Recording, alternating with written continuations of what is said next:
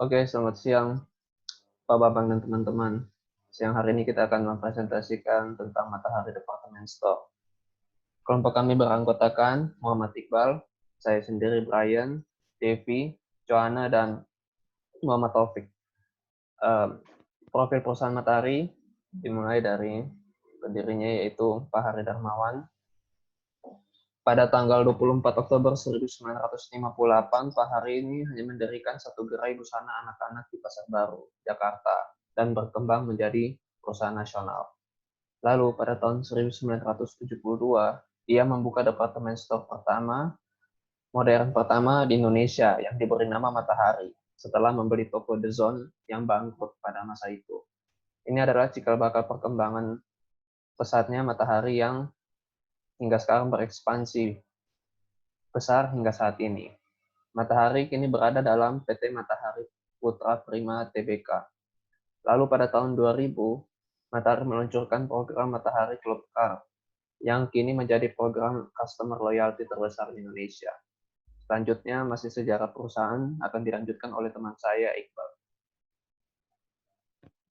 Baik, saya akan melanjutkan sejarah perusahaan. Jadi di tahun 2009, Perseroan melakukan spin-off dari PT Matahari Putra Prima Tbk untuk membentuk entitas baru, yakni PT Matahari Department Store. Tahun 2010, Matahari diakuisisi PT Mido Indonesia. Lalu di tahun 2011, Matahari dan MI bergabung menjadi satu, yang mana Matahari menjadi surviving entity, atau entitas ini dapat ada meskipun merger dengan perusahaan lain. Tahun 2013, perusahaan ini mencetak kenaikan laba bersih sebesar 68,3% menjadi 165 miliar rupiah. Kemudian ada profil perusahaan yang akan dijelaskan oleh Coco.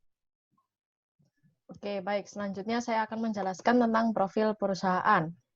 Jadi PT Matahari Department Store Tbk ini merupakan perusahaan retail terkemuka di Indonesia.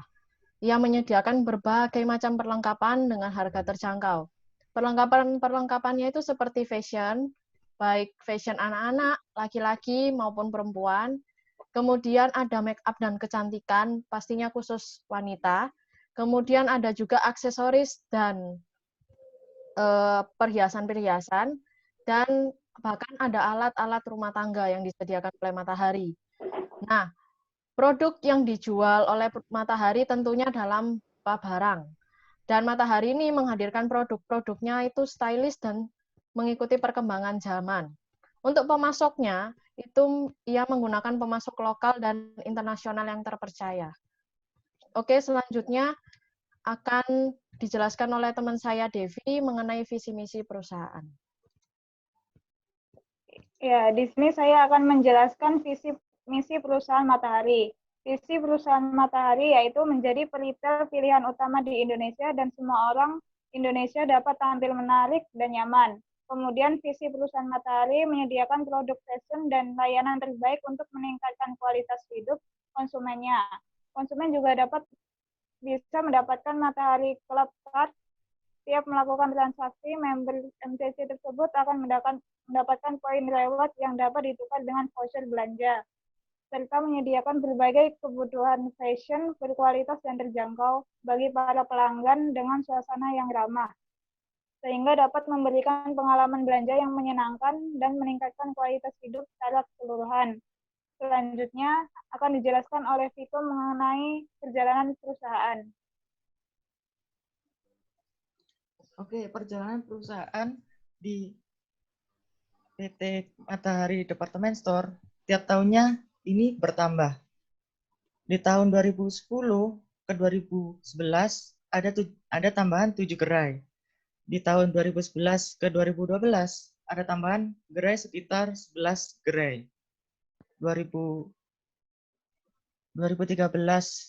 ke 2014 itu ada sekitar 4 gerai, dan yang paling banyak yaitu 2011 ke 2012 yaitu sekitar 11 gerai. Dan yang lainnya bertambah sekitar 4 sampai 3. Pada tahun 2017, Matahari menutup beberapa gerai yang berada di pusat perbelanjaan Mall Taman Anggrek. Jakarta Barat pada 3 Desember 2017, dan Lombok City Center, Nusa Tenggara Barat pada 31 Desember 2017. Kedua gerai tersebut akan segera berakhir dan tidak diperpanjang. Sebelumnya, Matahari Department Store menutup 2 gerainya di Pasaraya, Blok M, dan Manggarai. Beberapa peritel seperti Ramayana, Hypermart, Lotus, dan Debenham juga terpaksa menutup gerainya karena sepi pembeli. Karena gaya hidup berbelanja masyarakat dari sebelumnya offline berubah menjadi online, berdampak terhadap kinerja pengelola gerai-gerai belanja.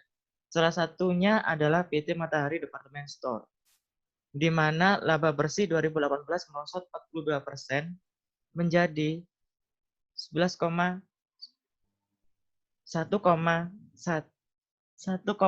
triliun rupiah dari tahun sebelumnya.